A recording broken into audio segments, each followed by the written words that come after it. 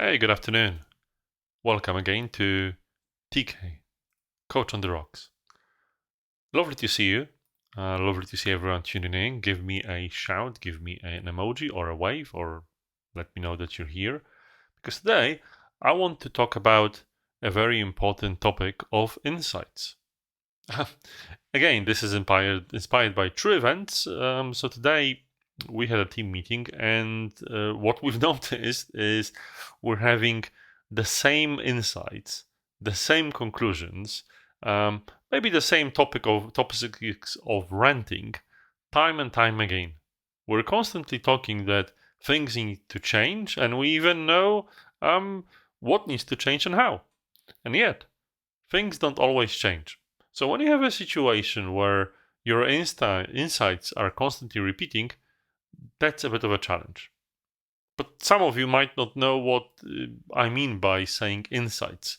So an insight, this comes from the wonderful retrospective books. I think it's called Successful Retrospectives by Esther and Diane Larsen.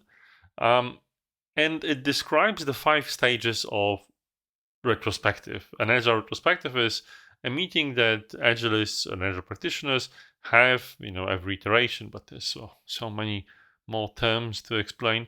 But the important thing is this is where they analyze what went right and what went wrong in a period of time and say, okay, maybe we should change this. Or I'm getting an insight from what I can see. And it's great because the next step is actually taking action, eliciting action, making sure that something happens. But what I've observed is there are teams, even us at Humble Associates, where we're constantly getting the same insights, which means that actions aren't necessarily effective. So things will only change when you take action. Without doing anything, without actually changing anything, just talking that something is wrong won't really help you. In fact, this is what I tend to say is, okay, well, I rant a bit, but I think in the world of employment, not necessarily when it comes to freelancers or business owners, even in other kinds of life, like for instance, school or church, sometimes people say things in the expectation that someone, usually a leader, will pick them up and fix them. Not many people have an instinct that they need to do things themselves. That instead of just raising the same insights over and over again, they need to take initiative and actually change something. So the first element of successfully changing your environment, business, or even life is when you have the insights, it's okay saying them, but they need to follow up with some kind of an action.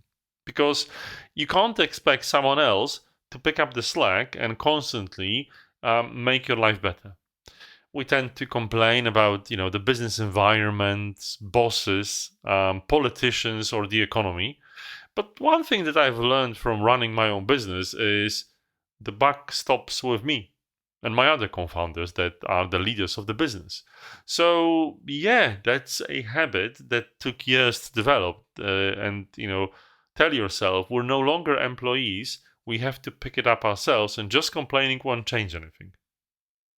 But even if you got that part right, there's more. Because, we have this instinct, we are actually able to change things, but somehow in the insights come back over and over again. And I think this is because even as we're doing something, we're not really doing it correctly, and we're not doing ourselves any favors by that, which is we're not closing the loop. Every time you want to change something, it's not enough to fire and forget. In fact, it's rarely enough, as unfortunately, the current military conflicts are showing us. Sadly, that we have these. We need to close the loop and see if we've actually fixed or improved something, or maybe we needed to amplify a positive aspect.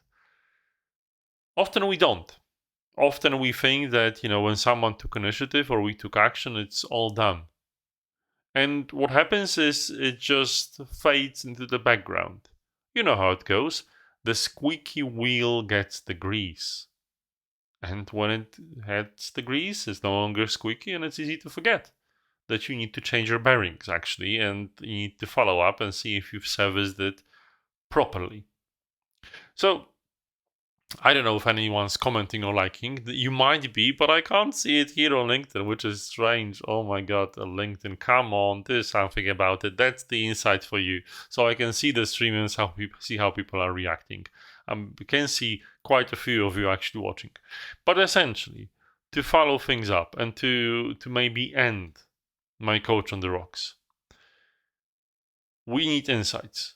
And we absolutely need to document them, making sure that people have a chance to speak about what they see is wrong or what they see needs to be improved or amplified. We can't expect anyone else to fix them for us. We need to take action ourselves, even if the action is finding the right person to do it. And finally, we need to close the loop on any change we're making, because it will just gradually fade into the background, and chances are we may not realize the same benefit. So if you have a situation where the insights are constantly resurfacing and they're constantly the same, you might want to have a look at these steps. And you also might want to have a look at the great book that Esther and Diane Larsen have wrote. The thing is, it's for agile people. But tell you what, this retrospective process, and you can read about it online, is great for any kind of product or operations or service providing organizations, teams, even life. You can even have a retrospective in your marriage or in your personal partnership. But then again, I guess this is another episode or for another episode of TK Coach on the Rocks.